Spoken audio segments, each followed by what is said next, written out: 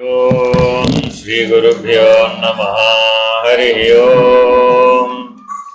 బ్రహ్మానంద పరమసుఖదం కేవలం జ్ఞానమూర్తిం ద్వంద్వాతీతం గగన సదృశం పరమస్యాభిలక్ష్యం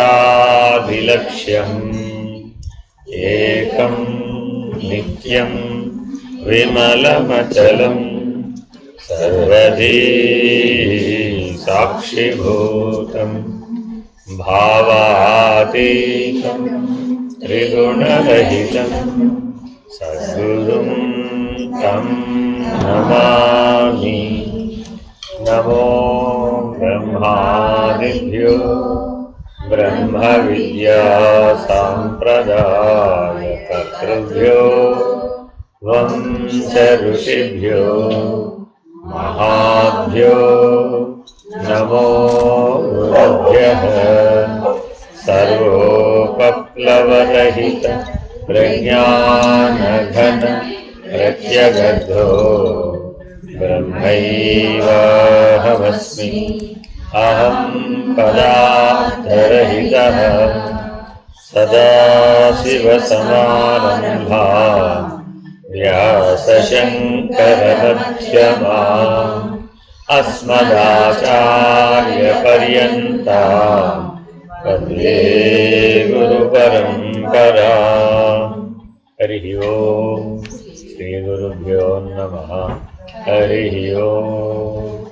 ఓం నిర్భయానందాయ విద్మహే అచల పరిపూర్ణాయ ధీమహి తన్నో పరాత్పర ప్రచోదయాత్. ఓం సాయీశ్వరాయ విద్మహే సత్యదేవాయ ధీమహి తన్నః సర్వః ప్రచోదయాత్.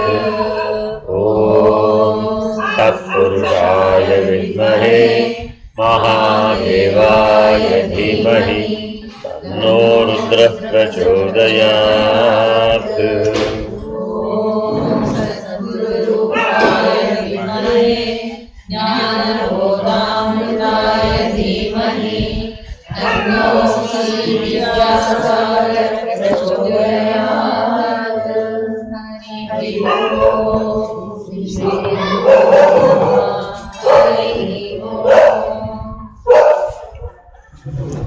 మనం అపరోక్షానుభూతి.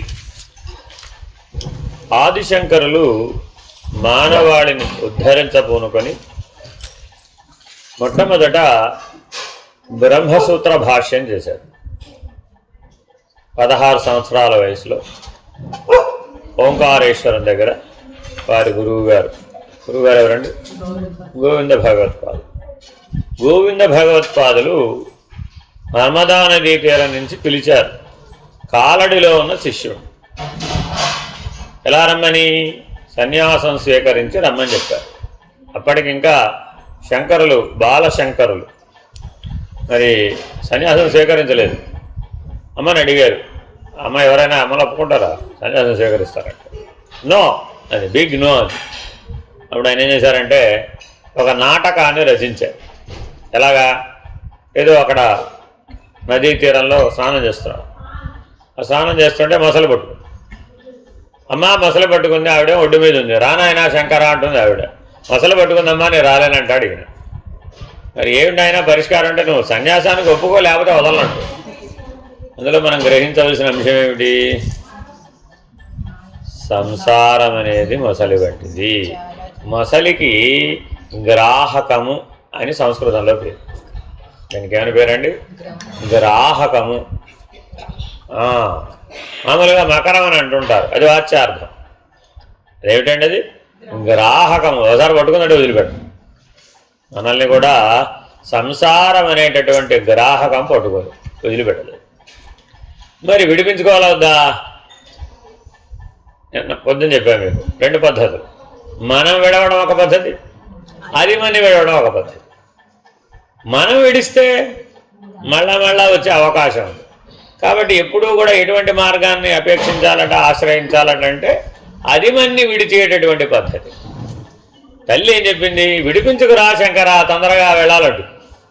అది విడవడం లేదమ్మా, అది విడవాలంటే నువ్వు ఒప్పుకుంటే కానీ విడవదు. బాలశంకరుడు మొదటి ఉపదేశం తల్లితో ప్రారంభించాడు. ఇలాగా మనందరం కూడా ఆ మాతృమూర్తి అనేటటువంటి పాత్రలో దూరిపోయాం కదా, బయటికి రమ్మంటే రావడం లేదు. ఏం చెప్పాడు అందుకని? అమ్మా సన్యసిస్తే తప్ప ఇది విడవదమ్మా. కాబట్టి సంసారం అనే గ్రాహకం విడవాలంటే సన్యసించాలి. సన్యసించడం అంటే అప్పుడు ఆవిడకి తెలిసి ఆవిడ అనేస్తుంది సన్యాసం, ఆవిడే కాదు. కానీ బాలశంకరుడు ఆల్రెడీ ఆంతరికంగా సన్యాసం పుచ్చుకుని ఉన్నాడు, లోపల ఆల్రెడీ సన్యాసం స్వీకరించేశాడు. తల్లి ఒప్పుకోవడం లేదంతే. ఒప్పుకోమ్మా అన్నాడు. సరే శంకరా ఒప్పుకుంటున్నానండి, అంతే అసలు వదిలేసి. కాబట్టి సంసారం అనేది ఎప్పుడు లేకుండా పోయిందట, ఎప్పుడు నిన్ను వదిలేసిందట?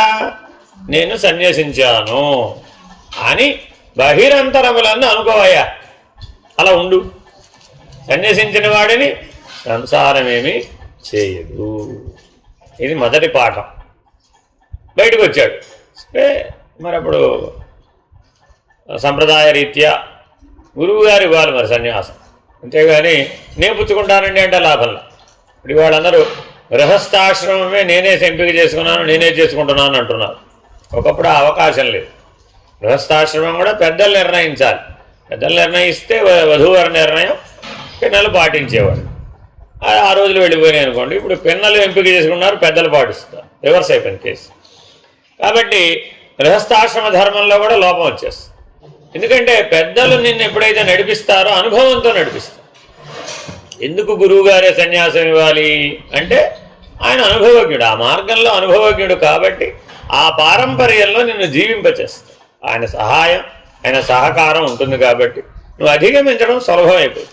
అందుకని గురువుగారు ఎక్కడి నుంచి పిలిచారు? ఇప్పుడు ఓంకారమమలేశ్వరం, నర్మదా నది ఒడ్డున ఈ ఒడ్డు మీద ఒక క్షేత్రం, ఆ ఒడ్డు మీద ఒక క్షేత్రం ఉంటుంది.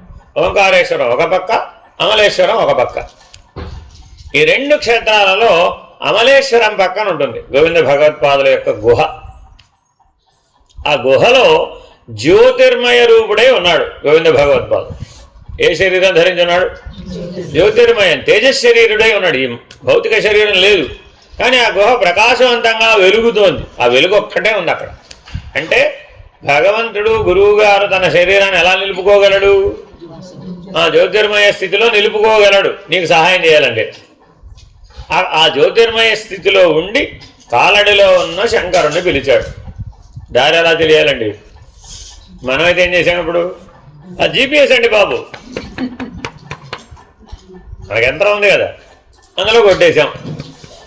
మన వ్యాన్ ఎక్కడెక్కడో బయలుదేరి విజయవాడ ఇక్కడికి వచ్చిందండి. 30 సార్లు పని చేశాడు. అది లొకేషన్ చూడవయ్యా, అది చూసుకోవడం నాకు రాదండి అంటాడు. రైటో లెఫ్టో చెప్పండి అంటాడు. ఎందుకంటే చదువుకోలేదా డ్రైవర్. పూర్వం ఏం చేసేవాళ్ళు?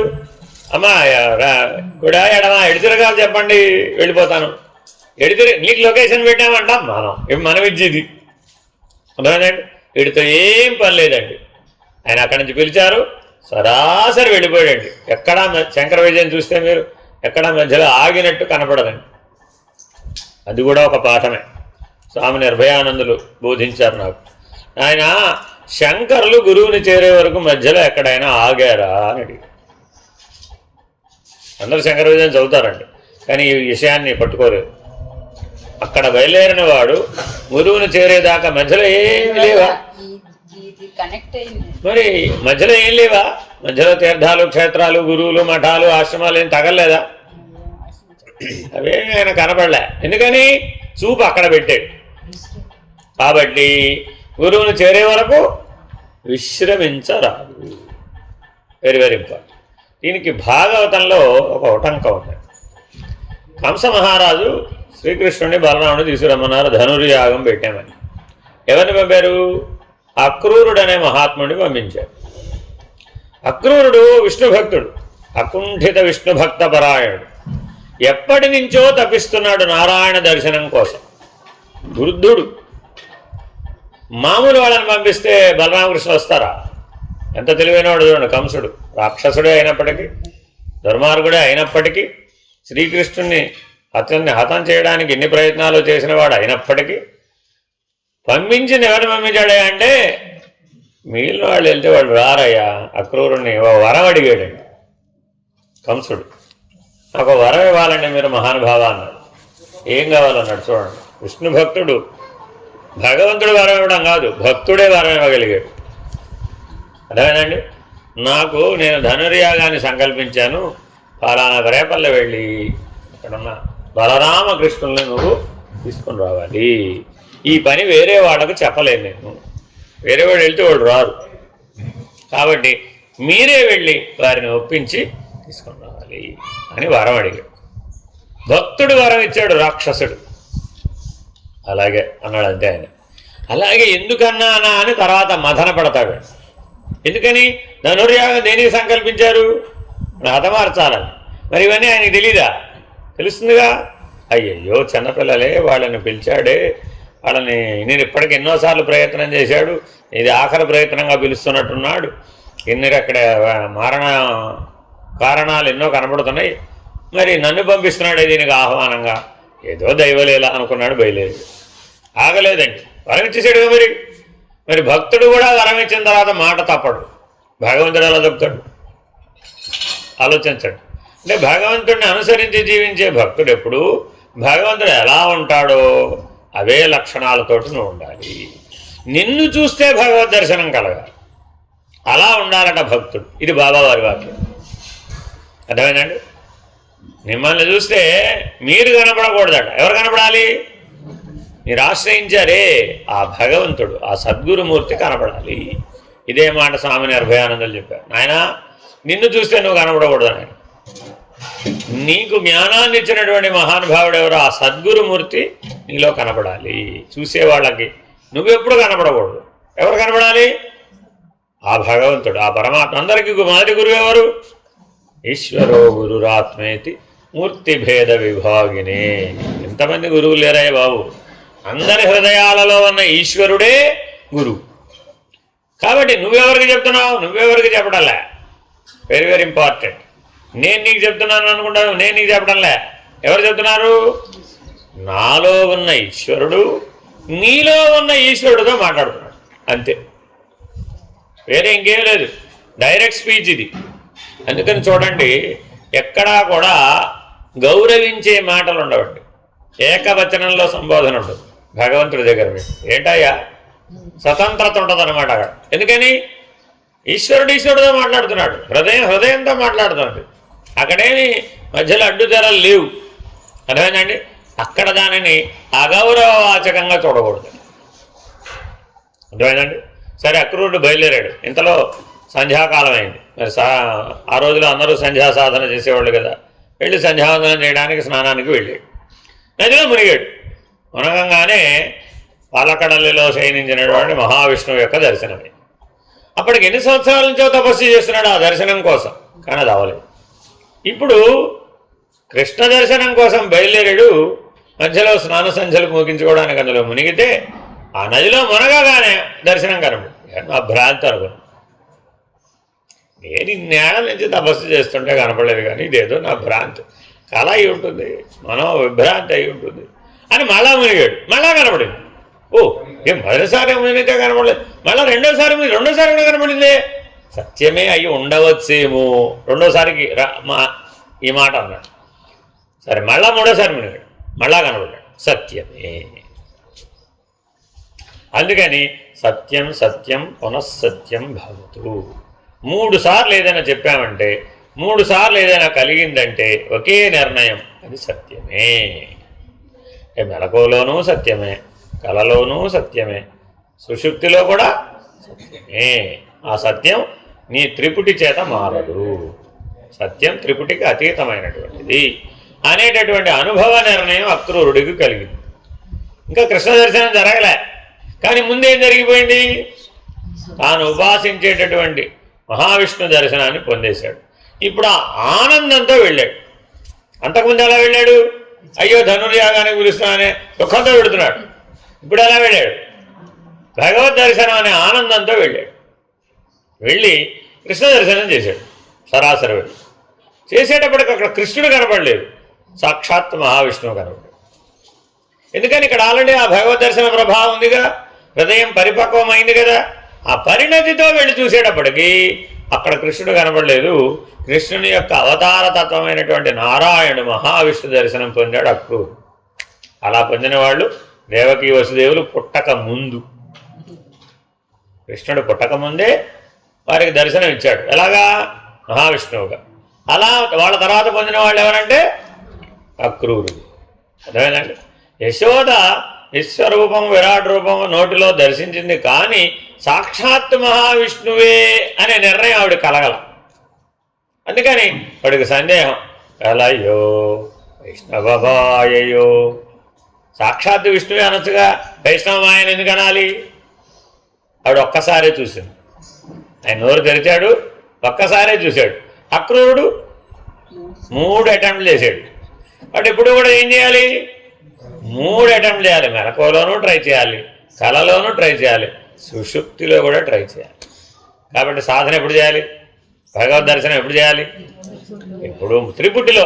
ఇది గుర్తుపెట్టుకోవాలంటే అప్పుడే అది అపరోక్షానుభూతి.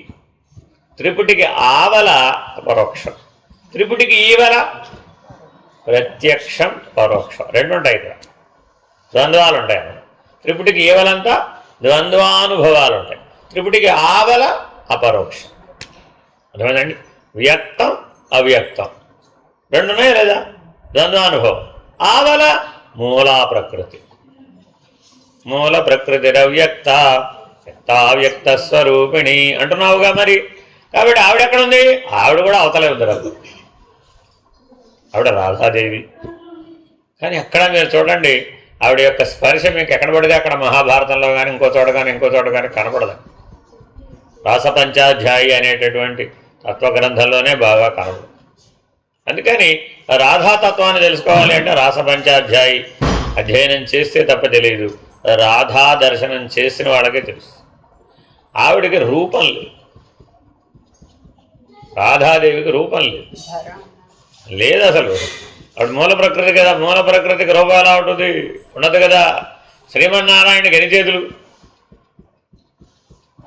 ఎన్ని చేతులండి? ఆయన అనుకున్న దాన్ని బట్టి వస్తాయి, అంతేనా కదా? నీకు 2 చేతులని ఆయనకి 2 చేతులని అనుకోకూడదు.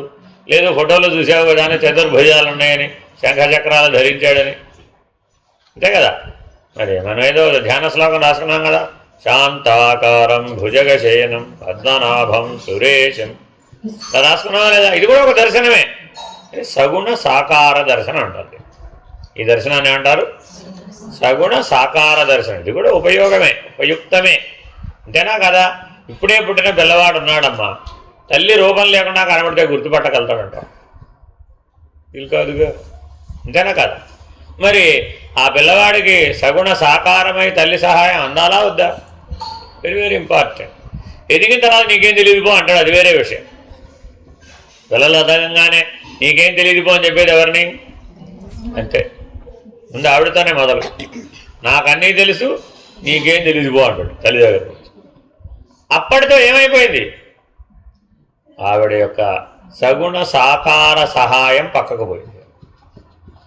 నిజంగా మాట్లాడితే సహాయం ఎప్పటి నుంచి చేయడం మొదలు పెడుతుందంటే, నీకేం తెలియదు పో అన్నప్పటి నుంచి సహాయం చేయడం మొదలు పెడుతుంది. అసలు అప్పటిదాకా చేయదట. అప్పటి నుంచి నిర్గుణ నిరాకార పద్ధతిగా నీ జ్ఞానానికి సహాయం చేస్తుంది. ఎందుకని తొలి గురువు ఎవరు? అమ్మవారే. మరి ఆవిడ మరి నిర్గుణ నిరాకారము ఆవిడే, సగుణ సాకారము కూడా ఆవిడే. మరి నువ్వు కేవలం సగుణ సాకారాన్నే సత్యం అనుకుంటే అప్పుడు నీ వయసు ఎంత? శైశవావస్థ. భగవంతుణ్ణి నేను కేవలం సగుణ సాకారంగానే నాకు ఆనందంగా ఉందండి, చూస్తానండి, ఒప్పుకుంటానండి అన్నామనుకోండి, భగవంతుడికి ఏమి ఇబ్బంది లేదు. కాకపోతే నిన్ను ఎవరిలో సమానంగా లెక్కేస్తాడు? ఉయ్యాలలో పిల్లవాడంటే. నీ శరీరానికి నీకు ఈ జన్మలో 70 ఏళ్ళు రావచ్చు, 80 ఏళ్ళు రావచ్చు, 100 ఏళ్ళు రావచ్చు. నాకెప్పుడు చిన్నపిల్లవాడు. ఇంకో ఉదాహరణ చెప్తాను, అప్పుడు బాగా అర్థం. స్వామివారికి మొదట్లో ఉయ్యాల సేవ లేదు. పాత వీడియోలు మీరు చూస్తే, జన్మదినోత్సవ వీడియోలు చూస్తే వాటిలో ఊంజల్ సేవ లేదు, మధ్యలో పెట్టారు. మొదట్లో లేదండి, అది అప్పుడు వేరు. స్వామిగా ప్రకటితమై ఇక్కడ వచ్చేసిన తర్వాత అప్పుడు లేదు, మధ్యలో లేదు, మళ్ళీ ఊంజల సేవ పెట్టారు. దానికి ఏదో రకరకాలు అనుకోండి. సరే మీరు వీడియోలో చూస్తే చివరికి వచ్చేప్పుడు చూస్తే ఏదో వెండి ఉయ్యాల వ్యవహారం అదంతా వచ్చేసి, అంతకుముందు కూడా ఉయ్యాల సేవ మామూలుగా తల్లులు అందరూ కలిసి ఉయ్యాలలో ఊపేవాడు. అడిగారు ఏమిటిదంతా, ఏమన్నా ఆయన మేము నీకంటే వయసులో పెద్దవాళ్ళం కదా, నువ్వు మాకు చిన్నపిల్లవాడిగానే కనపడుతున్నావు, కాబట్టి మేము నీకు మీ ఉయ్యాల ఊపితే మాకు ఆనందము అన్నారు. సరే మీ ఆనందాన్ని నేను ఎందుకు కాదనాలి, మీకు అలాగే పిల్లవాడినే అనుకో, నాకు నువ్వు తల్లివి అనుకో, ఈశ్వరాంబ వంటి వాళ్ళే కదా మీరంతా, సుబ్బమ్మ గారైనా మరొకరైనా అందరినీ సమానంగానే చూశారు. ఒకరిని మేనత్తని ఒకరి తల్లి అని అలా ఏం మానవ సంబంధాలతో చూడాల. వాళ్ళందరూ అడిగిన కోరిక ఇప్పుడు ఏమిటి, ఆ దేవదేవుడికి ఎలాగో మేము ఉయ్యాలు ఊపలేమయ్యా బాబు, నువ్వు ఇప్పుడు సాకారంగా సగుణంగా ఉన్నావుగా, నీకు ఊపితే ఆయనకు ఊపినట్టే. ఇప్పుడు ఈ కోరిక కోరారా లేదా, మరి ఇప్పుడు భగవంతుడు ఒప్పుకోవాలా వద్దా? ఏమని చూసి ఒప్పుకున్నాడు?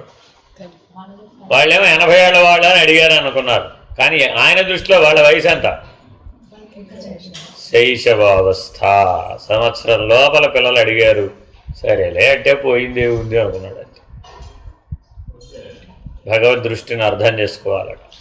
ఆ భగవంతుడు ఎలా చూస్తున్నాడో, భగవంతుడు ఏ స్థితిలో ఉన్నాడో ఆ స్థితికి నువ్వు చేరితే తప్ప ఈ అపరోక్షానుభూతి నిర్ణయం కాదు. కృష్ణ దర్శనం చేయగానే ఎప్పుడైతే మహానారాయణుడి యొక్క దర్శనం కలిగిందో అక్రూరుడికి ముక్తి అనే అనుభవం కలిగింది. 80 ఏళ్ల అక్రూరుడు దర్శించింది ఎవరిని?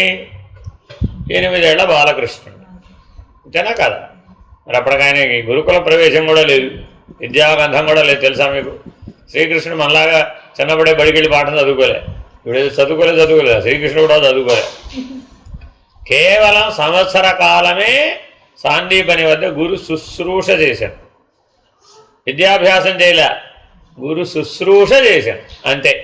ఇప్పుడు మనం భగవంతుడు బాబావారి దగ్గర అందరూ ఉన్న వాళ్ళందరూ వీళ్ళంతా ఏం చేశారు? శుశ్రూష చేశారు. శుశ్రూష చేస్తే జ్ఞానం లభిస్తుంది. విద్యాభ్యాసం చేస్తే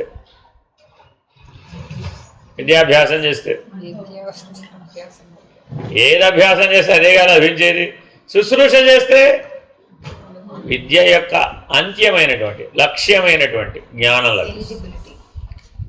లభిస్తుంది. శుశ్రూష వల్ల జ్ఞానం లభిస్తుంది. అదే స్కూల్కి వెళ్ళి చదువుకుంటే పుస్తకాల పాఠం వస్తుంది. అర్థమైందండి? కాబట్టి భగవంతుడు ఏం చెప్పాడు? మీకు పుస్తకాల పాఠం వచ్చిందో లేదో నాకు అనవసరం. తల్లి పిల్లవాడిని పెంచాలమ్మా. పిల్లవాడికి పిహెచ్డీ ఉండాలి వద్దా? పుడుతూనే పిహెచ్డీ ఉంటేనే నేను పెంచుతానండి, ఎంత పెంచాలి? కరెక్టేనా? మరి మనం జీవితంలో ఎవరికి ప్రాధాన్యత ఇచ్చామో ఎదిగిన తర్వాత వారి డిగ్రీలు, వారి పదవులు, వారి వ్యవహారాలు చూసి ప్రాధాన్యత ఇచ్చామే అనుకోండి, అప్పుడు అది అసహజం కదా. ఆలోచించండి. ప్రపంచంలో ఎవరికైనా అపరోక్షానుభూతి ఎవరి దగ్గర దొరుకుతుందంటే తల్లి, తండ్రి, గురువు, దైవం. ఈ నలుగురి దగ్గర అపరోక్షానుభూతి సాధ్యమవుతుంది. మిగిలిన వాళ్ళ వద్ద ప్రత్యక్షంగాని పరోక్షంగా ఈ రెండే సాధ్యం, ద్వంద్వాలే సాధ్యమవుతాయి. అపరోక్షానుభూతి కేవలం తల్లి, తండ్రి, గురువు, దైవం ఈ నలుగురి దగ్గరే సాధ్యమవుతుంది. ఎందుకు భార్యాభర్తలు చెప్పలేదు? భార్యాభర్తలు అతీతమైన సంబంధం గుర్తుపెట్టుకోవాలండి.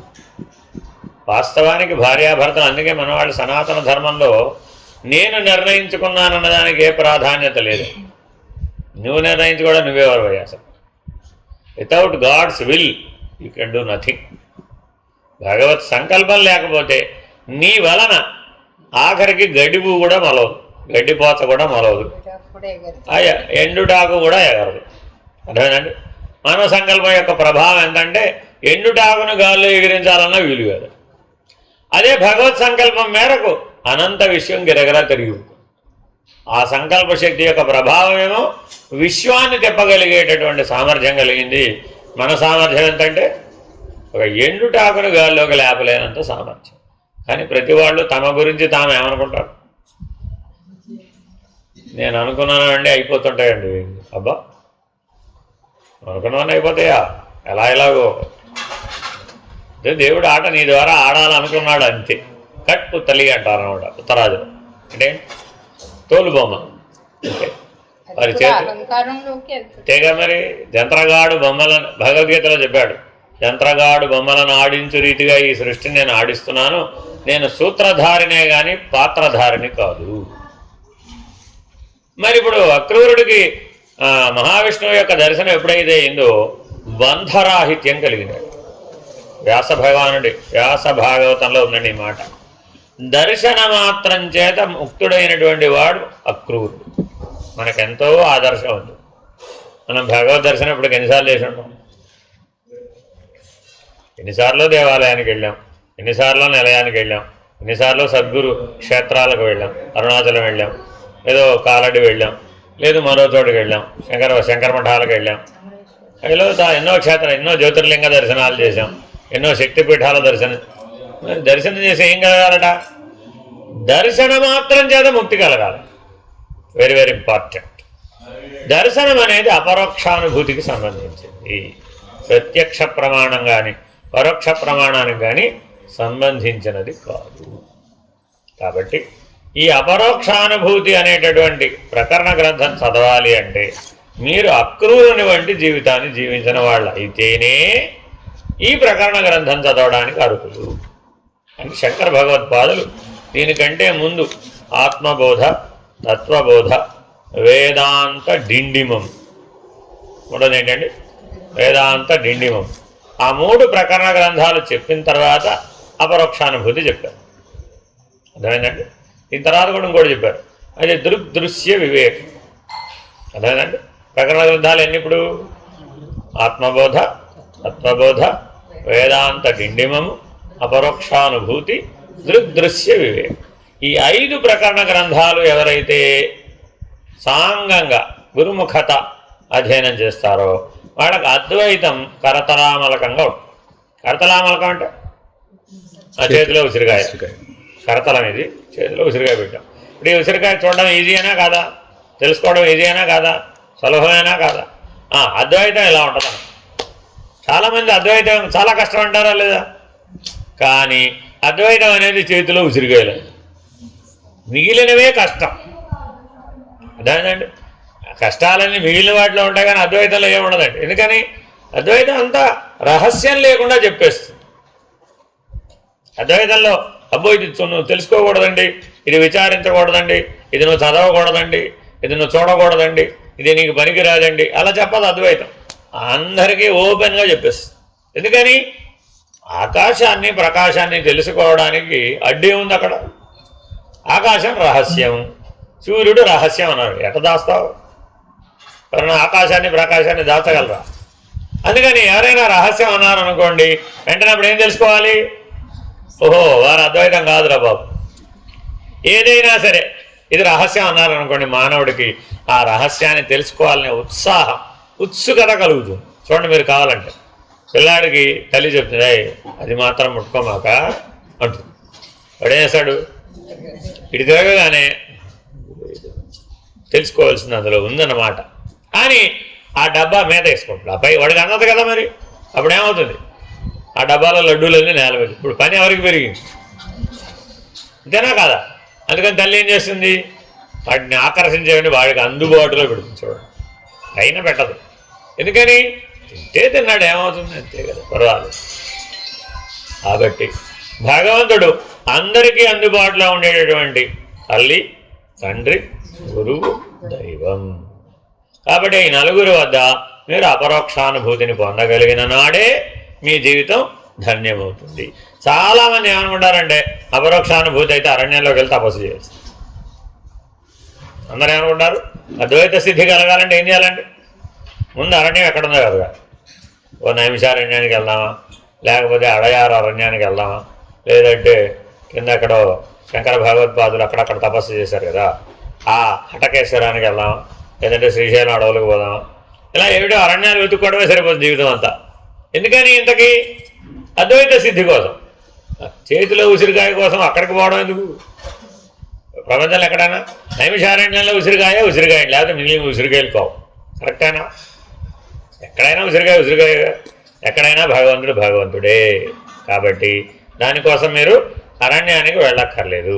దానికి భగవాన్ బాబా వారు చెప్పినటువంటి సూటైన మాట, heads in the forest, hands in the society. తెలివి అక్కడ పెట్టవయ్యా. మనకేమన్నా సమస్య ఏమొచ్చింది? నీకు సమస్య అంతా హ్యాండ్స్ తోట హెడ్ తోట? హ్యాండ్స్తో సమస్య ఉంది, హెడ్తో ప్రాబ్లం మనకి. అర్థమైందండి? కాబట్టి నీ హెడ్, నీ దుడ్డు, నీ బ్రెడ్, ఇది స్వామివారి వాక్యం అండి. హెడ్, బ్రెడ్, దుడ్డు, మూడే ప్రాబ్లమ్స్ ఉన్నాయి మానవుడికి. వాడికి హెడ్ ప్రాబ్లం, నెక్స్ట్ ప్రాబ్లం దుడ్డు. దుడ్డు అంటే డబ్బు, ధనం. అర్థమైందండి? బ్రెడ్ అంటే భోజనం. ఈ మూడేనంటే మానవుడికి సమస్యలు. వేరే ఈ మూడిట్లో కూడా నువ్వు పుట్టక ముందే భగవంతుడు నీ జీవితానికి సరిపడా ఆహారాన్ని సృష్టిలో ఏర్పాటు చేసేసాడు ఆల్రెడీ. లేకపోతే తల్లి రూపంలో నీకు ఆహారం ఎలా లభించింది? పోషకకర్త ఎలా లభించాడు? నువ్వు ఎదగడానికి తండ్రి యొక్క సహాయం ఎవరు ఏర్పాటు చేశారు? అవన్నీ భగవంతుడు ఏర్పాటే కదా. నువ్వు ఏ గురువు దగ్గర పాఠం నేర్చుకోవాలి, ఏ కాలేజీలో చదువుకోవాలి, ఏ ఆశ్రమానికి వెళ్ళాలి, ఏ గురువును ఆశ్రయించాలి, అంతా ఎవరి ప్రణాళిక? దైవ ప్రణాళిక. నేను అన్నావు అక్కడ ఏమైపోయింది? హెడ్లో ప్రాబ్లం వచ్చింది. ఎటు పెట్టుకోండి. నేనన్న సమస్య ఎందులో ఉంది? ఇప్పుడు బ్రెడ్లో, దుడ్డులో లేదు. ఎందులో ఉంది? హెడ్లో ఉంది. కాబట్టి బ్రెడ్, దుడ్డు దగ్గర ప్రాబ్లం లేదు. చాలామంది ఏమనుకుంటారు, ధనవంతుడు అయితే జ్ఞానానికి పనికిరాడండి, దరిద్ర నారాయణుడే జ్ఞానానికి పని. అదే లెక్క. ఆ లెక్క ఏం లేదు. భోజనానికి లేనివాడే, భిక్షాటన చేసేవాడే జ్ఞానానికి అర్హుడు. ఇలా ఎన్నెన్నో రకరకాలైనటువంటి ఆలోచనలు అద్వైతానికి ముడిపడ్డాయి. పెద్ద చిక్కిది. అర్థమైందండి? ఎందుకని సన్యాసులలో రకరకాల సన్యాసం ఉన్నాయి.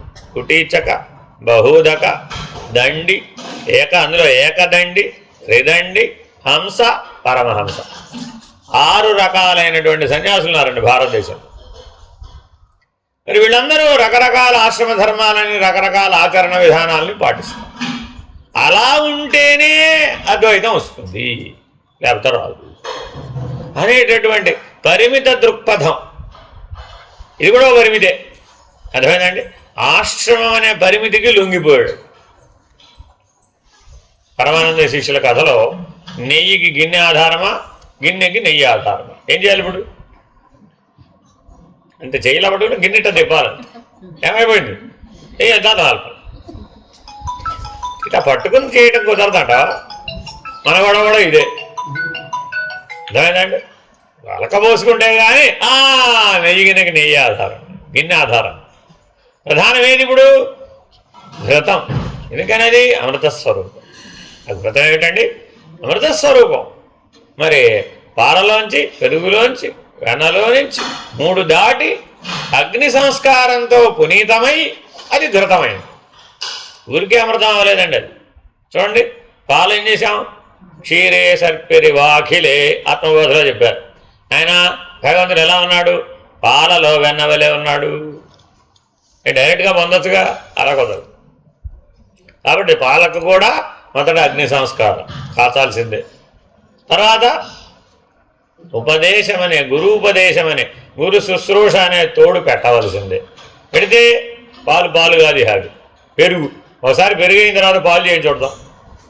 కాబట్టి సామాన్యుడు ఒకసారి ఏ సద్గురువుకైనా శిష్యుడు అయ్యాడండి, శరణాగతుడై సర్వస్వ శరణాగతి చేత శిష్యుడు అయ్యాడండి. అప్పుడు ఏం మారిపోయింది? వాడిని మళ్ళా సామాన్యుడిని చేయటం కుదరదు. పాలు పెరిగైపోయింది అంతే. ఇప్పుడు ఏం చేయాలి? మథితం, మథనం చేయాలట. అక్కడెక్కడో క్షీరసాగర మథనం కాదు, నువ్వు రోజు క్షీరసాగర మథనమే చేస్తున్నావు అన్నారు బాబావారు. ఇది చేస్తూ దాన్ని తెలుసుకో అన్నారు. చేస్తోంది ఏమిటా? కృష్ణమూర్తి చెప్పాడండి భాగవతంలో. వైపుకులందరూ పొద్దున్న లేవగానే ఏం చేస్తారు? చల్లకవ్వం తిప్పుతారండి. అదేనండి, చల్లకవ్వం తిప్పేటప్పుడు వెళ్ళాడు బాలకృష్ణుడు.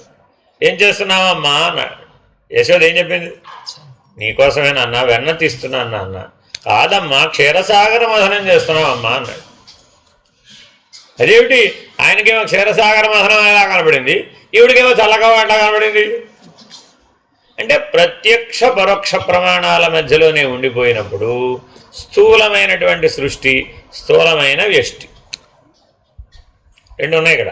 స్థూలమైన వ్యష్టి, స్థూలమైన సృష్టి, ఈ సంబంధం వరకే ఉన్నాడండి. అప్పుడు ప్రత్యక్ష ప్రమాణం. కొద్దిగా ఎదిగాడు. సూక్ష్మ సృష్టి, సూక్ష్మ వ్యష్టి. అక్కడ సూక్ష్మం ఉంది, ఇక్కడ సూక్ష్మం ఉంది. ఈ రెండింటితో సంబంధపడ్డారు. అప్పుడేమైంది? పరోక్ష ప్రమాణం. వెంకటేశ్వర స్వామిని దర్శించాలండి, వెళ్ళిన వాళ్ళందరూ కనబడతారంట, కనబడరంట.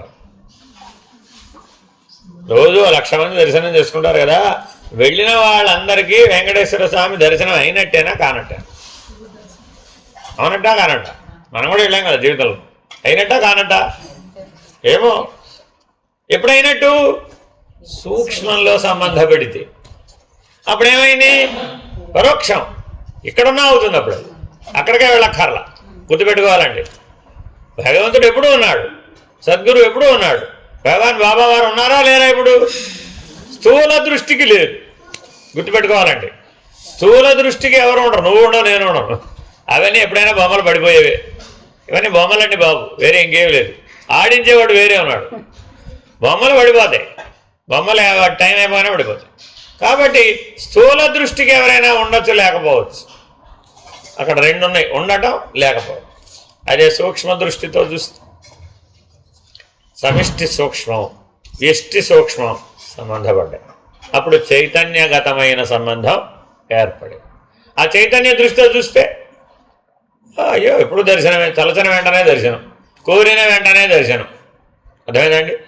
ఎంతమందో బాబావారి దర్శనానికి రాకుండా నిలయంలో వాళ్ళ ఇండ్లలో వాళ్ళ నివాసంలో ఉండిపోయేవాళ్ళు నాకు తెలుసు. ఇప్పుడు కాదు, ఆనాడు 30-40 ఏళ్ల క్రితమే వచ్చేవాళ్ళు కాదు.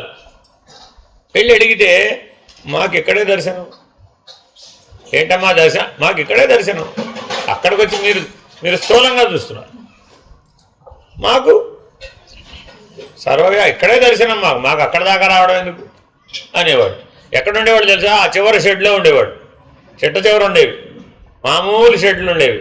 అక్కడ కేవలం ఒక బంతి చాప లాంటి సింగిల్ చాప పరుచుకుని చిన్న బాబాగారి ఫోటో పెట్టుకుని అక్కడే ఒక దీపం వెలిగించి, అక్కడే ఒక ధూపం వెలిగించి, అక్కడే ఒక భజన పాడేసుకుని, అక్కడే సాయి గాయత్రి చెప్పుకొని, అక్కడే అంతా అక్కడే. వాళ్ళు దర్శనానికి వచ్చేవాళ్ళు కాదండి, భజనకు వచ్చేవాళ్ళు కాదు, దేంట్లోనూ పాల్గొనేవాళ్ళు కాదు. ఏమనేవాళ్ళు? మాకిక్కడే అంతా.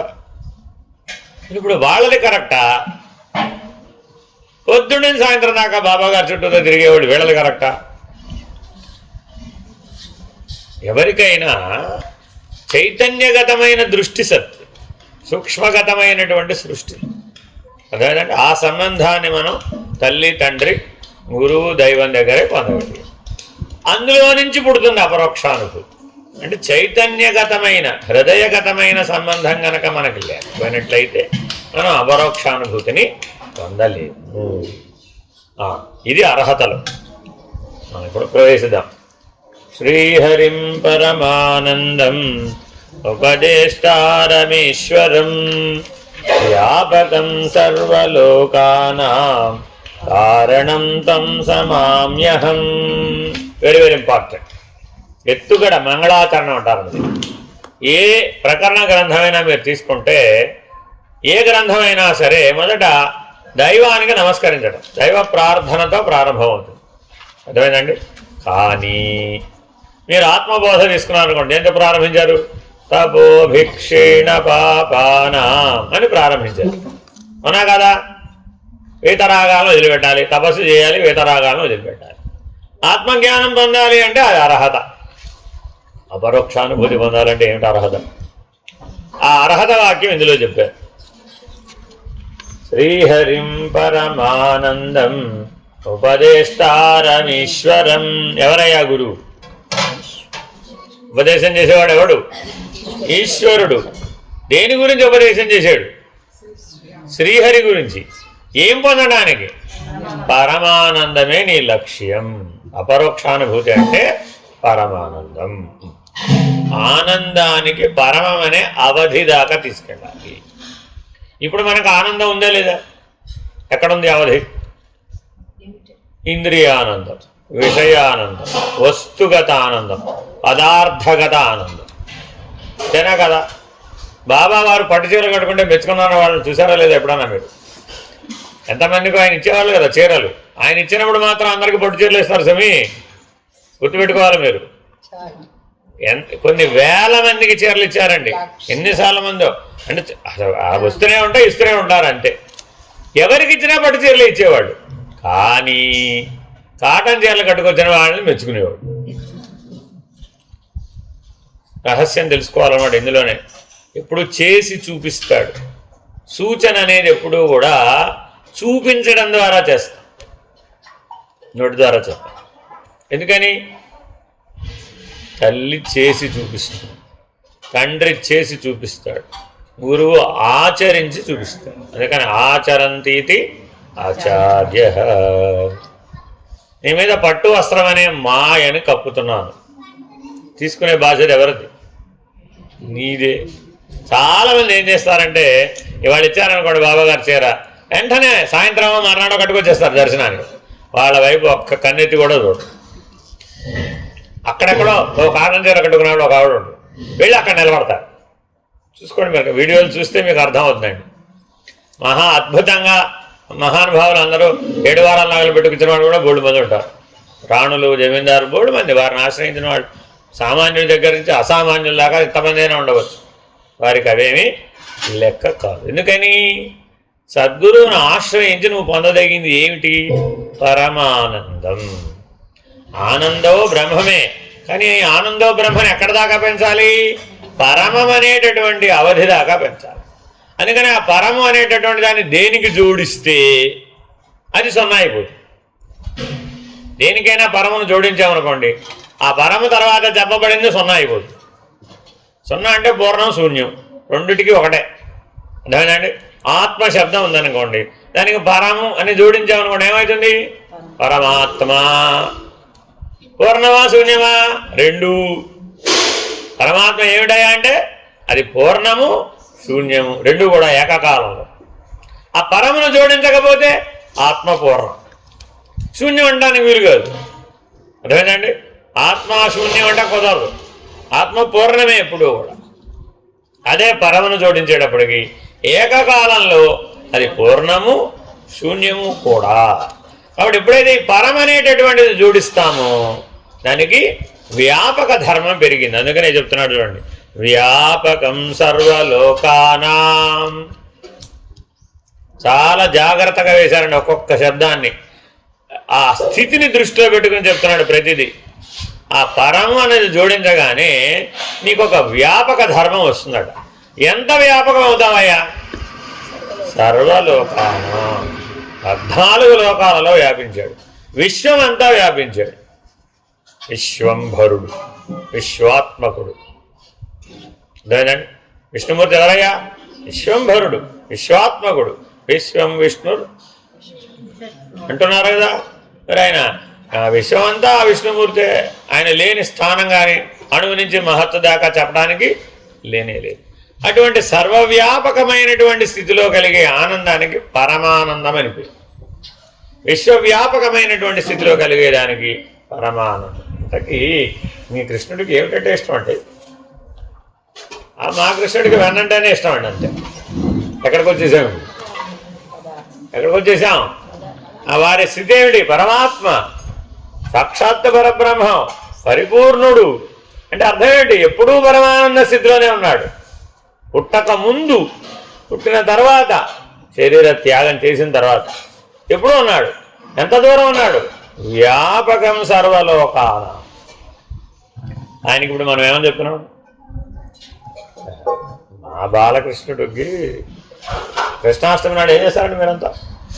ఇప్పటికీ బాబు ఆయన ఎప్పటికీ అదేమిటో 8 నెలల పిల్లాడో 6 నెలల పిల్లాడో ఆ వెన్న ముద్ద చేతిలో ఉండాల్సింది. ఒప్పుకోలేదా? అదే చెప్తున్నా సార్. ఎందుకు అలా చెప్పాం? ఒప్పుకున్నాం ఏంటని భాగవతంలో ఒప్పుకున్నామండి. అందుకే మీ గుర్తుపెట్టుకోండి, మీరు అర్చారూపాలు ఎక్కడి నుంచో పుట్టలా. దాని వెనక చాలా రహస్యం ఉంటేనే పుట్టింది. అర్థమైందండి? ఇందాక మధితం అని చెప్పాం మీకు. క్షీరసాగర మథనం పూర్తయిపోయిన తర్వాత ఎవరు ఉద్భవించారు? ఆధారం ఎవరు? కూర్మరూపుడైనటువంటి నారాయణుడు. కూర్మావతారం అదే. అర్థమైందా? మీరు కూడా చిలికారా లేదా? చిలికితే వెన్న వచ్చిందా లేదా? మరి ఇప్పుడు ఆ వెన్న అంతకుముందు పాలల్లో ఉందిగా, లేదుగా ఇప్పుడు. మరి అప్పుడు అక్కడ తీసుకోలేకపోయావుగా. ఇప్పుడంటే తీసుకున్నావులేండి. పాలలో నుంచి కూడా వెన్న తీసేస్తున్నాం, అవన్నీ ఒట్టి తెల్ల నీళ్ళు మీకు ఇస్తున్నాం ఆల్రెడీ, అది ప్రయోజనం లేదు. ఆయుర్వేదం ప్రకారం క్రీమ్లెస్ మిల్క్ విషంతో సమానం. కానీ డాక్టర్ రికమెండ్ చేసేటటువంటి డైట్ చార్ట్లో మొదట ఏముంటుంది? ఫాస్టెడ్, డబల్ టోన్డ్, అందులో ఏమి ఉండకూడదండి, తెల్ల నీళ్ళు తప్పే ఉండకూడదు. ఇది నమ్ముతున్నారు. ఎట్లా మరి? ఎందుకని అది విషం. నీలో ఏ రకమైనటువంటి ఆనంద లక్షణానికి అది పోషకం కాదు. పంచామృతాలు ఆనందానికి పోషకత్వాన్ని ఇస్తాయి, శరీర దారుఢ్యానికి కాదు. అది నీ మనసుకి, నీ బుద్ధికి, నీ హృదయానికి పంచామృతాలు సహాయం చేస్తాయి. అందుకే వాడికి అమృత స్వరూపం అని పేరు పెట్టి. మరి ఆ పాలలోంచి తీసిన వెన్న దాని సారం అంతేనా కదా? 1 కిలో వెన్న తిన్నారనుకోండి, ఎన్ని పాలు తాగినట్టు? 1 కిలో వెన్న తింటే ఎన్ని పాలు తాగినట్టు? చూడండి ఎంత కష్టమో చెప్పాలంటే, అవునా కాదా? 1 కిలో వెన్న తీయాలంటే తీసిన వాళ్ళకి తెలుస్తుందండి, ఊరికే ఊహించేవాళ్ళకి, డబ్బా కొనుక్కుంచేవాళ్ళకి ఏం తెలియదండి. 100 లీటర్లు కావాలండి. 1 కిలో వెన్న తీయాలంటే 100 లీటర్ల పాలు కావాలి, తోడు పెట్టాలి, మజ్జిగ చేయాలి. అందుకని పూర్వం మజ్జిగ భాండాలు ఎన్ని ఉండే, ఎంత ఉండేవండి? 25 లీటర్లు పెట్టేటటువంటి కుండలు ఉండేవండి. 4 కుండల్లో మధించి వెన్న తీస్తే కిలో వెన్న వస్తుంది. ఇప్పుడు మరి కిలో వెన్నకి 1:100 కదా, కిలో వెన్నని కరిగిస్తే ఎంతనే వస్తుంది? ఎంత వస్తుంది? ఏమో మీరు కరిగిస్తే ఎప్పుడన్నా జీవితంలో డబ్బా కొనుక్కోవడం రాదండి, రాదు. 75% గోన్, 25% మిగులుతుంది. కాబట్టి అది అమృత స్వరూపం, సారములకెల్లా సారం. కానీ మరి ఆ అమృత స్వరూపాన్ని పట్టుకోవాలి అంటే వెన్న లేకుండా తిండి చూద్దాం. మీకు ఉదాహరణ చెప్తా. ఇప్పుడైతే పాల మీద తీసిన వెన్న లభిస్తుందా లేదా? దాన్ని మీరు కాచండి చూద్దాం. మామూలు వెన్న కాస్తే మీరు భరించగలుగుతారండి, పాల మీద వెన్న కాస్తే మీరు భరించలేరు, దుర్గంధం. మామూలుగా వెన్న కాస్తే కూడా వస్తుంది, కానీ అది మీకు ప్రమాదం కాదు, మీరు భరించగలుగుతారు. దీనికి ఒక ఉదాహరణ చెప్తారండి, బాబావారు కూడా చెప్పారు. ఇదే చిటపట చిటపట వెన్న కాస్తున్నప్పుడు శబ్దం వస్తుంది. ఎందుకనండి? అగ్ని సంస్కారం జరిగినప్పుడు అందులో ఉన్నటువంటి నీరు ఆవిరైపోతుంది. ఎప్పుడు దించేయాలి నెయ్యిని? ఆ సౌండ్ అయిపోతే దించేయాలి అంతే. ఇంకా ఉంచామనుకోండి ఎర్రగా కాగిపోతుంది. ఇంకా ఉంచామనుకోండి నల్లగా కారు. నల్లగా ఆయన నెయ్యి తింటే విషం, నల్లగా ఆయన నెయ్యి తింటే విషం. మాకు తెల్లగానే ఇష్టం అండి, అది కూడా విషమే. నెయ్యి ఎలా కాగాలి? ఎర్రగా కాగాలి. అగ్ని సంస్కారం అయితే నువ్వు నిప్పులో కాలినటువంటి ఎనప గుండు వలె, తప్తాయ పిండము వలె ఉంటావు. దాని మీద ఒక గ్లాసు నీళ్లు పోసామనుకోండి ఏమవుతుంది? ఆవిరైపోతుంది. ఎనప గుండుని నిప్పులో కాల్చామండి, నిప్పుకి ఎంత శక్తి ఉందో ఎనప గుండు కూడా అంతే శక్తి. పరమానందం అనేటటువంటిది అటువంటి దివ్యమైనటువంటి అగ్ని. ప్రేమ అనేటటువంటిది ఈ పరమానంద స్థితిలోనే లభిస్తుంది, సర్వవ్యాపకమైన స్థితిలోనే లభిస్తుంది, ఏ అడ్డుగోడలు లేనటువంటి స్థితిలోనే లభిస్తుంది. చాలా జాగ్రత్తగా ఆలోచించండి. పక్కన వెంటనే ఇంకో శబ్దం వేశారు చూడండి, సర్వలోకానాం కారణం తం సమామ్యహం. నమామ్యహమా సమామ్యహమా? నమామ్యహం. అది వాచార్థంగా రాశారు అర్థం. సమామ్యహం అంటే తనలో కలుపుకున్నాడు, అన్నీ తానే అయి ఉన్నాడు. ద్వైతార్థం రాశాడండి ఇక్కడ. అద్వైత భావానికి ద్వైతార్థం రాశాడు కింద రాసేటప్పుడు. కాదండి, సమామ్యహమే, సమామ్యహమే కరెక్ట్ అండి. అంటే పరమాత్మ అన్నింటినీ తనలో కలుపుకుంటున్నాడు. అలా నీవు పూర్ణుడు అవుతున్నావు. నువ్వు ఎప్పుడు పూర్ణ అవుతున్నావు? నువ్వు వేరుగా ఉంటే పూర్ణుడు అవు ఎప్పటికీ. నీకు ఆయనకి భేదం లేదు అనేటటువంటి యు అండ్ ఐఆర్ వన్ అన్నారనుకోండి, అప్పుడు అదేమైపోయింది? సమం. సమామ్యహం. ఈ విశ్వమంతా నేనే ఉన్నాను అంటున్నాడు. ఎందుకని వ్యాపకం సర్వలోకాన కారణం. Very very important. మహదహంకారం, ఆ మహత్కారణం నేనే. ఆ మహత్కారణంలో నుంచే విశ్వం అనేది వ్యాపించింది. పునః సమాప్తమైతే ఎందులోకి అవుతుంది? ఆ మహదహంకారంలోకి, ఆ మహత్కారణంలోకి, ఆ మహాకారణం బ్రహ్మాండం యొక్క మహాకారణ స్థితిలోంచి బ్రహ్మాండం వచ్చింది. పునః అదే మహాకారణంలోకి చేరిపోతుంది. ఇక ఆ బ్రహ్మాండ సాక్షి అయినటువంటి స్థితి పరమాత్మ. ఆ పరమాత్మ ఏ స్థితిలో ఉన్నాడు? పరమానంద స్థితిలో. కాబట్టి మానవ జీవితానికి అత్యంత ఉన్నతమైన లక్ష్యం ఏమిటి? పరమానందం. Very very important. ప్రతిరోజు మనకు ఆనందానుభవం కలిగినప్పుడల్లా ఏ ప్రమాణం మీద చూసుకోవాలి?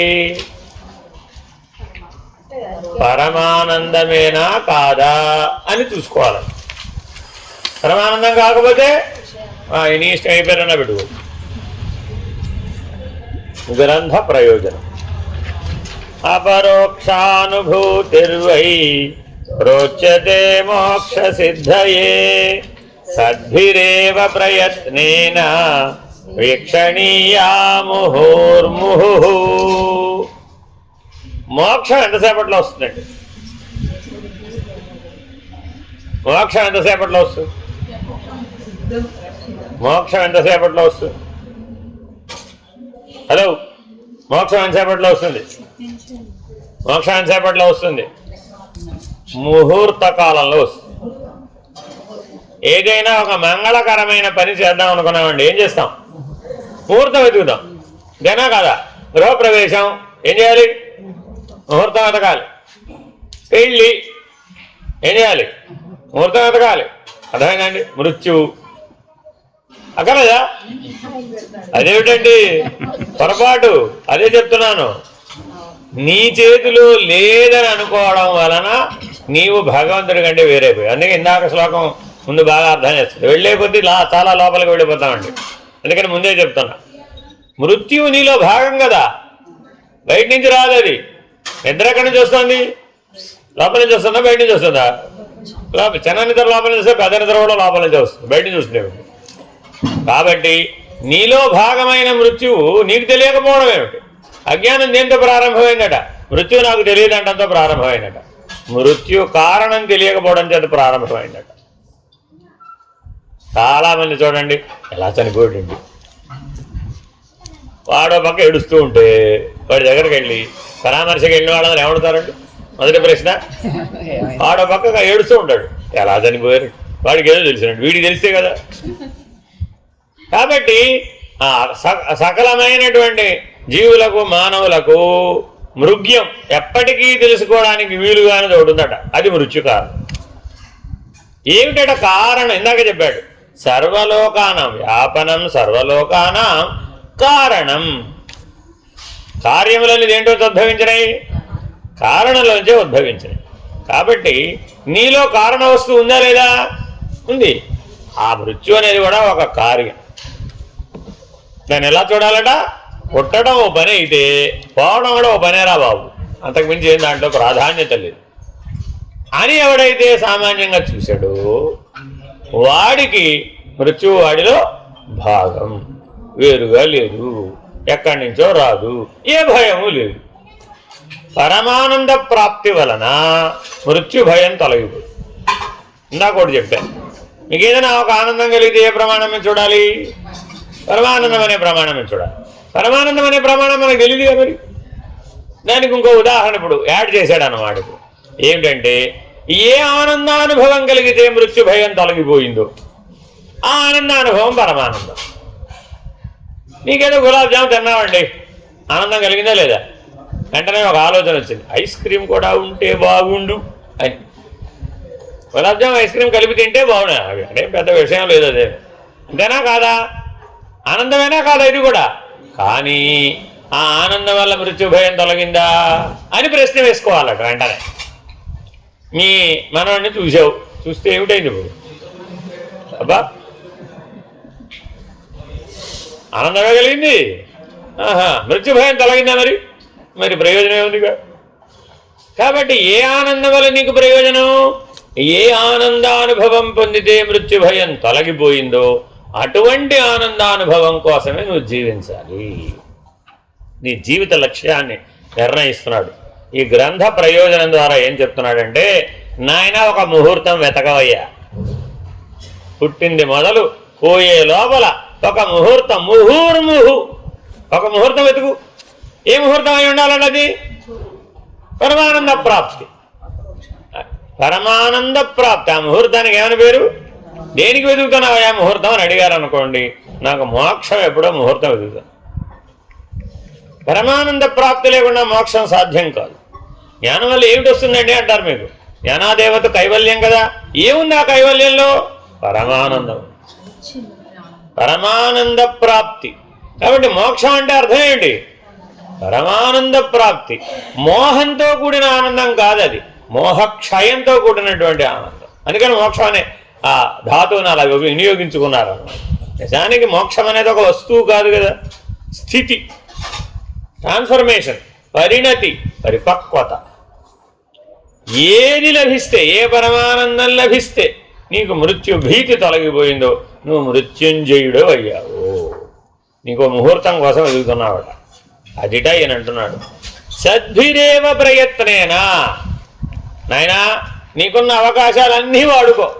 సద్భిరేవ, ఎంత ప్రయత్నం చేయగలవో విశేషాలన్నీ వాడుకో, బలాలన్నీ వాడుకో, నీకున్న శక్తులన్నీ ఉపయోగించు. ఓ ముహూర్తం కనిపెట్టు. ఏమై ఉండాలి అది? పరమానంద ప్రాప్తి. బాగా గుర్తుపెట్టుకోవాలండి, మోక్షం అనేది ప్రాప్తి. అంతేగాని ఎవరో ఒకరి చేతిలో అరటిపండులాగా పెట్టడం కుదరదు. యాపిల్ కాయలాగా అరటిపండులాగా చేతిలో పెట్టడం కుదరదు. అందుకే బాగా గుర్తుపెట్టుకోండి, భగవద్గీతలో పురుషోత్తమ ప్రాప్తి యోగము అని ఒక అధ్యాయం. ఎందుకు దానికోదానికే ప్రాప్తి ఉంది? ఆ పురుషోత్తమ స్థితి పరమానంద స్థితి. అదేనండి, పురుషోత్తమ స్థితి పరమానంద స్థితి. కాబట్టి అది ప్రాప్తి. కాబట్టి పరమానందం ప్రాప్తించవలసిందే. ప్రాప్తించాలంటే ఏం చేయాలి? దాని కొరకై పుట్టవలయు. పెద్దలు ఏం చేశారండి? సూటిగా చెప్పేశారు, ఏమంటే నాకు ఎప్పుడు పరమానందం లభిస్తుంది, నాకు ఎప్పుడు మోక్షం లభిస్తుంది, దాని కొరకు పుడితే లభిస్తుంది పోవయ్యా అన్నారు. పుట్టిన దగ్గర నుంచి దేని గురించి ఆలోచించాలట? ప్రతి క్షణం దేని గురించి తప్పించాలట? Very very important. అందుకని అపరోక్షానుభూతిర్వై ప్రోచ్యతే మోక్ష సిద్ధయే. ఎత్తుగడలోనే చెప్పేశాడండి. ప్రోచ్యతే, ప్ర ఉచ్యతే అంటే అర్థం ఏంటి? బాగా విస్తారంగా వివరంగా మోక్ష సిద్ధి గురించి చెబుతున్నాడు అపరోక్షానుభూతి అంటే. మిగిలిన దాని గురించి మాట్లాడదు. ఏమండి నాకు ఆరోగ్యం ఎప్పుడు వస్తుందండి అని అపరోక్షానుభూతి చదివామనుకోండి, అది దానికి దానిలో కనపడదు. పోనీ నాకు పెళ్ళి అవ్వలేదండి, ఎప్పుడు పెళ్ళి అవుతుందండి, అపరోక్షానుభూతి చదివాడు, ప్రయోజనం లేదు. పోనీ అయిన పెళ్ళి ఎప్పుడు ఊడిపోతుందండి, దానికి కుదరదు. అంటే ఐహికమైనటువంటి అంశాలతో అపరోక్షానుభూతి ప్రకరణ గ్రంథం ఉపయోగం లేదు. కేవలం ప్రోచ్యత, అందుకే చాలా బాగా వాడారండి ప్రోచ్యతే. మనం తర్వాత చదివేటప్పుడు దీని యొక్క ఈ ఉపసర్గ యొక్క ప్రభావం తెలుస్తుందండి. విస్తారంగా మోక్ష సిద్ధి గురించి చెప్పాడు. సిద్ధులలోకెల్లా ఉత్తమమైన సిద్ధి మోక్ష సిద్ధి, ఆఖరి సిద్ధి మోక్ష సిద్ధి, దాని తర్వాత లేవిగా. సిద్ధ మార్గం అని భారతదేశంలో ఒక ఉందండి, సిద్ధ విద్య అనేది కూడా ఒకటి. పొద్దున మీకేదో ఒక విధానం చెప్పాను, పొద్దున ఒక విధానం చెప్పానండి. ఏదో రకరకాలు మహాబంధం ఎలా వేయాలి, ఎలాగా సహస్రారంలో దృష్టి నిలుపుకోవాలి, ఎలా బంధరాహిత్యాన్ని సాధించాలి, ఎలా ఎదగాలి, ఇవన్నీ సిద్ధ విద్యలో భాగం అనమాట, సిద్ధ సాంప్రదాయంలోనే అనమాట. కాబట్టి చాలా జాగ్రత్తగా ఆలోచిస్తే కొరియరా కింద గ్రౌండ్ ఫ్లోర్లు ఇచ్చాము,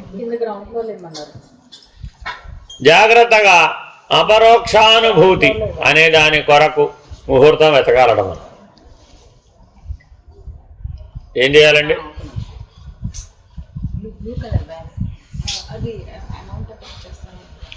వాళ్ళు ఎవరు, ఎవరికన్నా ఇవ్వండి, ఫోన్పే చేస్తాను.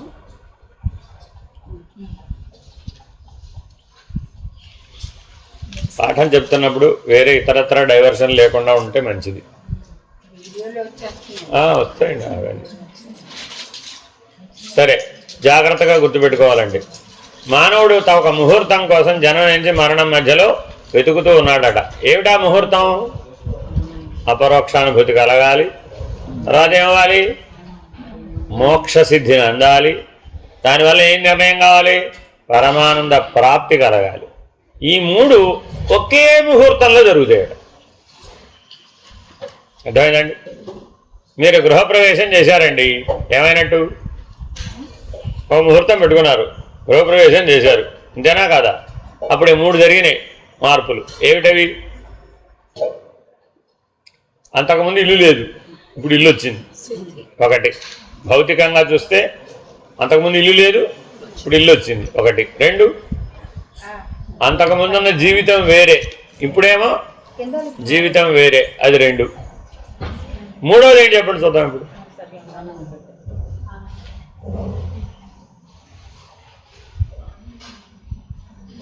ఆనంద ప్రాప్తి. మూడోది ఏమిటి? ఈ మూడు ఒకసారి కలిగినాయా, వేరువేరుగా కలిగినాయి? అంటే ఒకసారి లోపలికి వచ్చాడండి, వెంటనే లోపల ఏం కలిగింది? ఆహా అన్నాడు. ఈ ఆహా ఏం చేయాలి మరి? ఇప్పుడు అట్టే పెట్టుకోవాలో వదిలేయాలా? అట్టే పెట్టుకోవాలో వదిలేయాలా? ఎందుకని? ఇందాక చెప్పా, ఆనందమైన లభించగానే ఏ ప్రమాణం మీద చూడాలి? ఆ మృత్యు భీతిని తొలగించిందా లేదా? Very very important. తొలగించింది అనుకోండి, అప్పుడు అదేమిటది? పరమానందమే.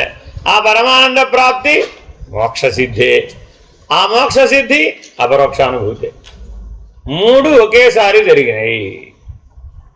దీనికి ఒక ఉపమానం చెప్తే మీకు అర్థమైపోతుంది. భగవాన్ బాబా వారిని చూడడానికి చాలా దూరం నుంచి ఒక కుటుంబం వచ్చింది. నేపాల్ నుంచి వచ్చారండి. ఈ కథ అందరికీ తెలుసు, మీరు ఏ పుస్తకాలు చూసినా ఉంటుంది. వాళ్ళు నేపాల్లో కంబళ్ళు నేసేవాళ్ళు. ఆ గొర్రెలు పెంచుకొని ఆ ఊలు తీసి ఆ ఊళ్ళతో ఏదో తివాచీలు, కంబళ్ళు నేసి నేల మీద తివాచీలు. చాలా పేదవాళ్ళు. మరి వాళ్ళకి అక్కడి నుంచి ఇక్కడికి వచ్చి బాబావారిని దర్శనం చేసుకోవాలని ఒక ఆకాంక్ష, భగవద్ దర్శనం చేసుకోవాలి అని. మరి సులభమేనంటారా? కొద్దిగా కష్టమే కదా. వాళ్ళు ఇద్దరూ కష్టపడి 24 సంవత్సరాల పాటు బాబావారి ఫోటో మాత్రమే ఇంట్లో పెట్టుకుని, passport size photo, pocket size photo పెట్టుకుని 24 సంవత్సరాలు బాబాని దర్శనం కోసం రావాలి రావాలి రావాలి అని తప్పిస్తూ ప్రతిరోజు దానికి కావాల్సిన డబ్బు, ₹1, ₹1.5, ₹10 ఎంత మిగిలితే అంత ఓ దగ్గర వేసి అలా దాచి 24 సంవత్సరాల తర్వాత పుట్టపర్తి వచ్చారు. అంత తపస్సు చేసి భగవంతుడి దర్శనం చేసినప్పుడు వాళ్ళకి ఏం కలిగింది? బాబా వారు వారి ముందుకు వెళ్ళి నిలబడ్డారు. ఏం కావాలి బంగారు అని అడిగారు. ఏం చెప్తారంటారు అప్పుడు వాళ్ళు? ఏం చెప్తారు? 24 సంవత్సరాల తపస్సు. ఒకరోజు 2 రోజులు కాదు, అది ప్రత్యక్షంగా తెలియదు, పరోక్షమే. ఎందుకని ఫోటో తప్ప మనిషి తెలియదుగా. ఆ రోజుల్లో ఇప్పుడున్న సాధనాలు ఏం లేవు. అప్పుడే కనీసం బాబావారి వీడియోలు కూడా ప్రాచుర్యంలో లేవు. నేను చెప్తున్నమాట 1960-70 విషయం అండి. అప్పుడేమి లేవు, ప్రసార సాధనాలు లేవు, ప్రపంచానికి ఏం తెలియదు. అప్పుడు ఈ చుట్టుపక్కల ఎవరో వచ్చిన వాళ్ళకి వెళ్ళిన వాళ్ళకే తెలుసు. అంతవరకు వాళ్ళకి ఏదో కరుణాకరణిగా బాబావారు అక్కడ ఉన్నారని వారికి తెలిసింది. అలా 24 సంవత్సరాలు కష్టపడి వచ్చారు. ఎదురుకుండా నిలబడి ఏం కావాలి బంగారు అన్నారు. భగవంతుడు ఎదురుకుండా నిలబడి ఏం కావాలి బంగారు అంటే ఏం చెప్తావు? ఏం చెప్తావు? కాసేపు ఆ ప్లేస్లో మిమ్మల్ని ఊహించుకోండి. అంటే మీరు అంత తపస్సు చేయలేదనుకోండి, ఒకవేళ చేశారనుకుంటే, అలాగే జరిగి ఉంటే, నిజంగా మిమ్మల్ని భగవంతుడు అలాగే ప్రత్యక్షమే ఏం కావాలి బంగారు అని అడిగితే ఏం కోరతారు? ఎందుకంటే ఈ అంశాన్ని బాబావారు ఎన్నోసార్లు ఉపన్యాసాల్లో ఉటంకించారు. నేను ఏదో ఒక సందర్భంలో నేను అడుగుతాను. 'ఎంతమందినో అడిగారండి, బాగా దగ్గర ఉన్న వాళ్ళని అడిగారు, దాదాపుగా వారిని ఆశ్రయించి మేము 30 ఏళ్ళు 40 ఏళ్ళు 50 ఏళ్ళు 60 ఏళ్ళు 70 ఏళ్ళు ఉన్నామన్న ప్రతి ఒక్కరి జీవితంలో ఏదో ఒక సందర్భంలో ఏం కావాలి బంగారు అని అడిగిన సందర్భాలు ఉన్నాయి. ఇది ప్రతి సద్గురువు దగ్గర ఉంటుంది. జిల్లెలమూడి అమ్మకి వ్యక్తిగతంగా సేవ చేసినాడు ఒక ఆవిడ ఉన్నారంట. దాదాపు 24 సంవత్సరాలు సేవ చేసింది ఆవిడ, వ్యక్తిగత సహాయం. అలాగే శంకరులకు వ్యక్తిగత సహాయం చేశారు ఎవరు? తోటకాచార్యులు. ఏం కావాలి నీకని ఒక అర్ధరాత్రి అడిగారు శంకరులు. అతనికి ఒక తీవ్ర దుఃఖం ఉంది. ఏమిటి? విద్య లేదు, అందరిలో తక్కువ చిన్నచూపుగా ఉంది, మిగిలిన వాళ్ళందరూ పండితులు అఖండులు, ఏదైనా భాష్యం చెప్పగలరు. శంకరులు అలా చెప్పారంటే చాలు ఇలా దాన్ని ప్రాచుర్యంలోకి తేగలిగిన సమర్థులు. మరి వీణ వాళ్ళతో పోలిస్తే అంత పాండిత్య ప్రకర్ష లేదన్నమాట. మరి ఆయనకు కొద్దిగా దుఃఖం ఉంటుందా ఉండదా? కానీ అది అడగగలడా? మరి వెళ్ళి ఏం అడగలేదు. ఎంతైన విషయం ఏంటంటే ఏం కావాలని అడిగితే తోటకాచార్యులు ఏం అడగలేదు, నమస్కరించి ఊరుకున్నాడు. ఎందుకని? సర్వం తెలిసిన వాడికి మనం అడగాలేమిటి? అడగక్కర్లేదండి. ఈ నేపాలీ దంపతులు ఏం కావాలి బంగారు అంటే పాదాల మీద పడ్డారట. ఇప్పుడు అడిగినట్ట అడగనట్ట? అడిగినట్ట ఏమడిగినట్టు? ముహూర్ముహు, ఆ ముహూర్తం కోసం 24 ఏళ్ళ నుంచి ఎదురు చూస్తున్నాడు. అప్పుడు ఏం జరిగింది? అపరోక్షానుభూతి కలిగింది, పరమానంద ప్రాప్తి కలిగింది, మోక్ష సిద్ధి కూడా కలిగింది. ఎంతసేపట్లో కలిగింది? ముహూర్ముహు, కాళ్ళ మీద పడ్డంగానే జరిగింది. అంతే. మనం కూడా ఎన్నిసార్లు పడ్డాం కదా. బాబావారు ప్రత్యక్షంగా ఉన్నప్పుడు పడ్డాం, మన మధ్యలో నడిచినప్పుడు పడ్డాం, అక్కడ ఏకంగా సింహాసనం మీద కూర్చున్నప్పుడు పాదుకలు పెట్టినప్పుడు పడ్డాం. ప్రపంచంలో అందరికీ కొన్ని వేల పాదుకలు ఇచ్చారు. ఆ ఘట్టం చూడాలన్నమాట మీరు. ఒక ఆషాఢ ఏకాదశికి గురుపాదుకలు ఇవేమే, నేను మీ ఇంటికి వస్తున్నాను పో అన్నారు, అంతే. పాదుకలు ఇచ్చి అలా అనుకున్నామేమిటి? అలా ఉన్నామేమిటి? ఎందుకని అలా లేం? ఆ ముహూర్తం కోసం ఎదురు చూడడం అనే తపస్సు చేయలేదు. కాబట్టి మానవుడు తన జీవితం అంతా ఒక తపస్సు చేయాలని చెప్తున్నాడు. ఏమిటదట? ఏ ముహూర్తానైతే ఈ 3 నీకు కలుగుతాయో అదే నీ జీవితంలో అత్యంత విలువైన క్షణం. అంతకుమించి వేరేదేవి లేదు. ఎవ్వరికీ సాధారణంగా నీకు మోక్షం వచ్చింది అని భగవాన్ బాబావారు చెప్పినట్టుగా మీరు ఏ ఉపన్యాసంలో కానీ గ్రంథాల్లో కానీ చెప్పండి చూద్దాం. నీకు మోక్షం ఇస్తానని కానీ, నీకు మోక్షం ఇచ్చానని కానీ, మోక్షం లభించిందని కానీ చెప్పిన సందర్భం చూడండి. చాలా కష్టం అండి ఈ మాట వారి మాట వినటం. వారిని అడిగిన వాళ్ళు కూడా అలా అడగలేదు, ఎంతో దగ్గరి వాళ్ళు కూడా అడగలేదు. నాకు చాలామంది పేర్లు తెలుసు, కానీ ఇప్పుడు ఆ పేర్లు చెప్పక్కర్లేదు. అదేనండి, ఒకానొక సందర్భంలో కేవలం వారితో ఉండేటటువంటి ఒక వ్యక్తి ఏం కావాలంటే ఆవకాయ సీసా కావాలని అడిగిన సందర్భం కూడా. ఎందుకంటే మరి 4 రోజుల నుంచి భోజనం లేదు, ఏమిటేమిటో వండి పెడుతున్నారు, ఆయనకు సహించడం లేదు, ఆయన తింటం లేదు. అది ఆయన గమనించారు. ఏం కావాలని అడిగారు. ఒక ఆవకాయ సీసా ఉంటే బాగుంది. మరి మానవుడికి ఇప్పుడు ముహూర్ముహు రాలేదా? అడగలేదా? భగవంతుడు అడగలేదా? పరమాత్మ అడగలేదా? ఇందాక చెప్పిన సందర్భంలో కూడా జిల్లేలమూడి అమ్మ అడిగిందండి ఆవిడ, ఏం కావాలమ్మా నీకు అని. ఒక ప్రభాత సంధ్య సూర్యోదయం అవుతూ ఉండగా అడిగింది ఆవిడ. తీసుకెళ్ళి చూపెట్టి ఏం కావాలి నీకు? No clarity, no clarity. మరి అప్పుడు ఏమై ఉండాలి? అప్పుడు మరి ఆ క్షణం పోయినట్టేగా. సరేలే అందంత ఆవిడ. అప్పుడు ఏమైనట్టు? అయిపోయింది, ముహూర్తం వెళ్ళిపోయింది. నీకోసం కాలం ఆగదు. ముహూర్ముహు అంటలో చదువు కూడా సందర్భం వచ్చినప్పుడు కనుక నీకు స్ఫురించకపోతే, అంటే మృత్యు ఘడియలు వచ్చినాయండి, నువ్వు బద్ధుడువా ముక్తుడువా? ఎప్పుడు స్ఫురించాలి? ఆకర్షణ ఆ ముహూర్తంలో, అంతే కదా. శరీరం వదిలిపెట్టడానికి కూడా ముహూర్తం కాలంలో ఉంది. నువ్వు పెట్టుకోగల, వాడు పెట్టాడు ఆల్రెడీ, కాలస్వరూపుడు. మరి ఆ ముహూర్తాన్ని నీకు స్ఫురించాలా వద్దా? నువ్వు బద్ధుడువా ముక్తుడువా? నీకు మోహం ఉందా? మోహక్షయం అయిపోయిందా? పరమానంద ప్రాప్తి కలిగిందా కలగలేదా? అపరోక్షానుభూతి కలిగిందా కలగలేదా? ఎంత ఇంపార్టెంట్. మోక్ష సిద్ధి. నేను ముక్తుడనే అని ఉన్నాడండి, అయిపోయింది, ఫినిష్. అప్పుడు స్ఫురించలేదండి, ఏం చేయాలి? Please try again. భగవంతుడి దగ్గర ఒక అద్భుతమైన అస్త్రం ఉందండి. ఏమిటది? Please try again. మీ పిల్లలు ఎవరైనా ఏదో పరీక్ష ఫెయిల్ అయ్యారండి, ఏం చెప్తారు మీరు ఓదార్చడానికి? ఏంట్రా పరీక్ష పాస్ అయిపోతే బాధపడిపోతామండి ఫెయిల్ అయిపోతే? మళ్ళీ సార్ అది కానీ ప్లీజ్ ట్రై అగైన్ అంటున్నారా లేదా మీరు? భగవంతుడు కూడా అంతే. ఏదో ఒక సందర్భంలో అడుగుతాడండి ఏం కావాలి అని, అది మాత్రం మీరు మిస్ చేసుకోకూడదు. అలా ఇక్కడున్న సత్సంగ సభ్యుల్లో కూడా కొంతమందిని ఏం కావాలి అని మహానుభావులు అడిగిన సందర్భం ఉంది. ఏం కావాలంటే అడిగినటువంటి సందర్భాలు కూడా వేరువేరుగా ఉన్నాయి.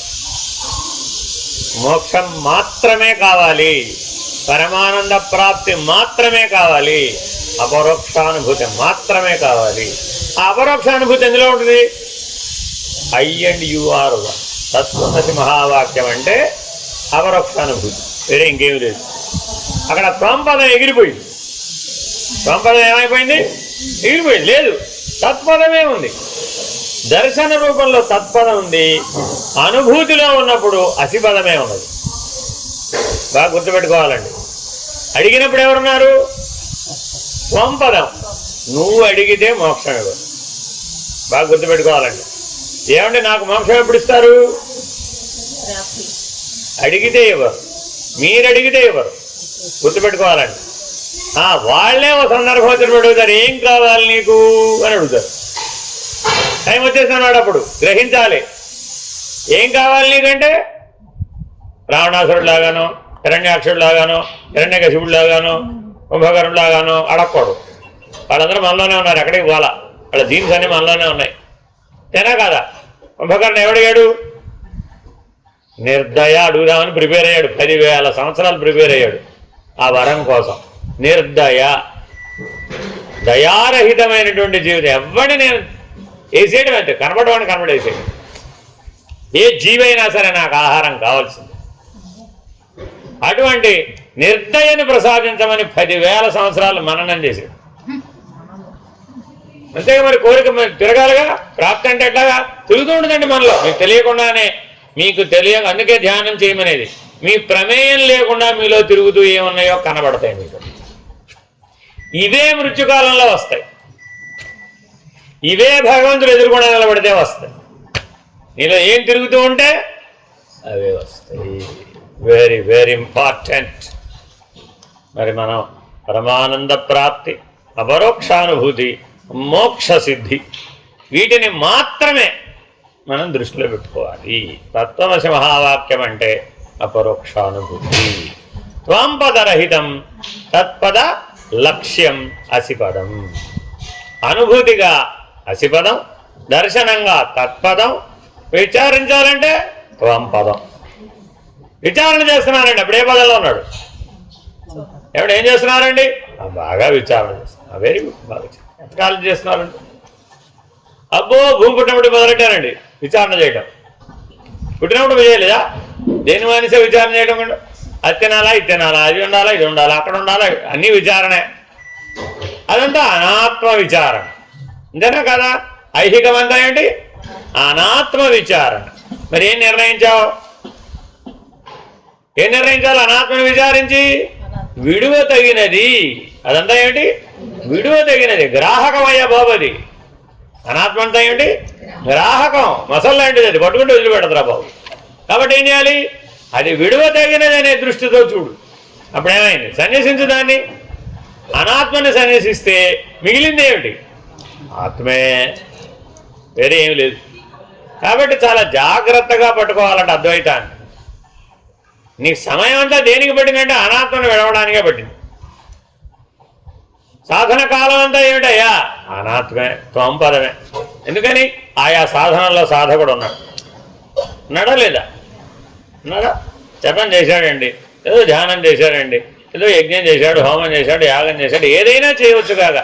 ఏం చేసినా ఆ శరీరంతోనేగా. శరీరం లేకుండా ఏం చేయలేవుగా. కాబట్టి శరీరంతో ఏ పని చేసినా కూడా అందులో నేననే కర్త నేననే భోక్త జీవుడుగా ఉన్నాడు. వాడున్నంతకాలం త్వం పదమే అంతే. ఎప్పటి వరకు వీడు ప్రయత్నం చేయాలి? తత్పదం దర్శితం ఏన తస్మై శ్రీ గురవే నమః. గురుగారు ఎవరికి వెళ్ళాడు, ఏ వాంఛతో వెళ్ళాడు, ఏ ఇచ్చతో వెళ్ళాడు? నాయన నాకు దర్శనం కావాలండి, అది తత్పదయం యొక్క దర్శనం. గురుగీతలో ఎన్నోసార్లు వస్తుంది. అఖండ మండలాకారం వ్యాప్తం ఏన చరాచరం తత్పదం దర్శితం ఏన తస్మై శ్రీ గురవే నమః. ఆ అఖండ మండలాకారం అన్నా ఈ సర్వలోక వ్యాపారం అని ఇందాక చెప్పిన ఆ మంగళాచరణం రెండు ఒకటేగా.